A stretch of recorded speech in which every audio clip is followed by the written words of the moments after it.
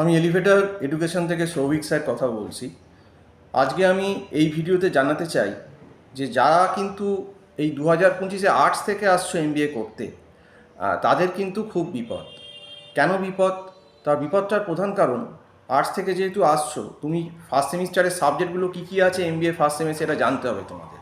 First সেমিস্টারে তোমাদের micro economics আছে, ম্যাক্রো ইকোনমিক্স আছে, স্ট্যাটিস্টিক্স আছে, অ্যাকাউন্টস আছে। তো এই কোনো সাবজেক্টগুলোর বেশি যারা আর্টস থেকে এমবিএ করতে আসছো তারা কিন্তু জানো না। কাজেই যারা মনে করছো যে আর্টস থেকে এমবিএতে আসবে এই বছর, আমি কিন্তু আগেই বলছি যে আগে থেকেই কোনো টিউশন, কোনো প্রফেশনাল লোকের কাছে কিন্তু তোমরা টিউশন নাও। কারণ উইদাউট টিউশন তোমরা কিন্তু এমবিএতে সাস্টেন করতে পারবে না। কারণ কলেজ তোমাদের দেখবে এই 2025-এ যখন অ্যাডমিশন তোমাদের হবে, তোমাদের কলেজই হয়তো খুলবে দেখবে আগস্ট সেপ্টেম্বর, আর পরীক্ষা দিয়ে দেবে হয়তো ডিসেম্বরের ফার্স্ট কি জানুয়ারির ফার্স্ট। আর মাঝখানে তো পুজো, লক্ষ্মী পুজো, কালী পুজো, ভাইফোঁটা, এতগুলো অকেশান আছে। তো সম্ভবই হবে না। আর কলেজ থেকে কোনোদিনই এরকম ইন্ডিভিজুয়াল অ্যাটেনশন দিয়ে সিলেবাস শেষ করায় না, করানো সম্ভব না। কলেজে সিলেবাস শেষই হয় না, ওই একদিনেই একটা চ্যাপ্টার শেষ, বুঝলো কি বুঝলো না, এভাবেই ম্যাক্সিমাম কলেজগুলোয় ক্লাস হয়। একটা দুটো কলেজ হয়তো এক্সেপশনাল হতে পারে, সেটা আলাদা ব্যাপার। কিন্তু এই যে ব্যাপারটা, কারণ তোমাদের না তোমাদের ইকোনমিক্স পড়তে যাও, সেখানেও গ্রাফ, ক্যালকুলাস, ম্যাথসের ব্যাকগ্রাউন্ড লাগবে। এবং পরবর্তীকালেও যখন সেকেন্ড সেমে যাবে দেখবে তখন operation research, BSc maths, operation management, engineering maths, তো সমস্ত এগুলো কিন্তু থাকবে। কাজেই আপাতত ফার্স্ট সেমিস্টারের কথাটাই তোমাদেরকে বলছি। ফার্স্ট সেমে তোমরা দেখতেই পাবে যে তোমাদের কিন্তু ইকোনমিক্স পেপার আছে, মাইক্রো ম্যাক্রো, সে যে ইউনিভার্সিটিতেই পড়তে যাও না কেন। এবং তারপর দেবে স্ট্যাটিস্টিক্সের পেপার আছে, অ্যাকাউন্টসের পেপার আছে। কাজেই ইকোনমিক্সের যে মাইক্রো আর ম্যাক্রো এখন ফার্স্ট সেমিস্টারে ইকোনমিক্সে একসঙ্গে করে দিয়ে, যেটা একটা সাংঘাতিক ব্যাপার। মানে অ্যাকচুয়ালি 200 নম্বরের পেপার 100 কারণ আমরা নিজেরাই মাইক্রো যখন পরীক্ষা দিয়েছি, আমার এমবিএ করার সময় সেমিস্টার 1-এ মাইক্রো হতো, সেমিস্টার 2-তে ম্যাক্রো হতো। এখন তো পুরো ব্যাপারটাই চেঞ্জ হয়ে গেছে।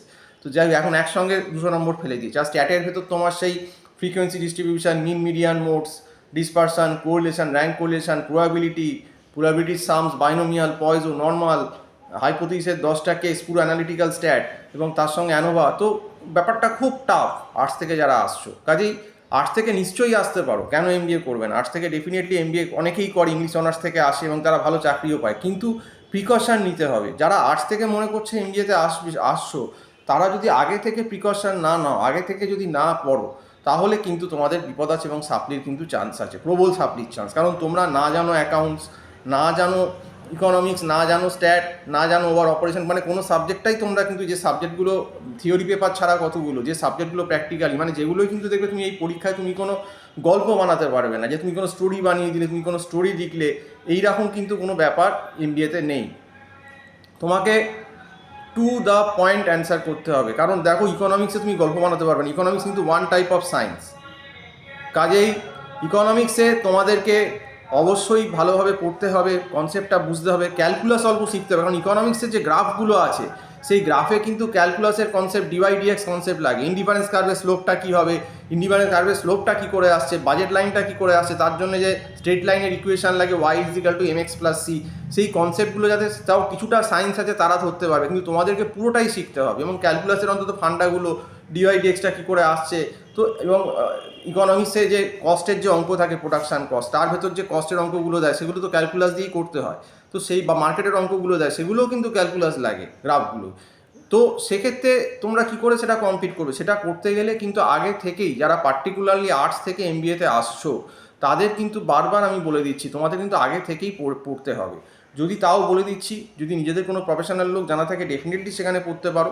আমরাও অনলাইন ক্লাস করাই, আমাদের এখানে গুগল মিট প্ল্যাটফর্মে এমবিএ ফার্স্ট সেমিস্টারে টিউশন দেওয়া হয়। যদি মনে করো, আমার নাম্বারটা টাইটেলে দেওয়া রয়েছে, 9831044518, আর এতে হোয়াটসঅ্যাপও আছে, হোয়াটসঅ্যাপ করতে পারো।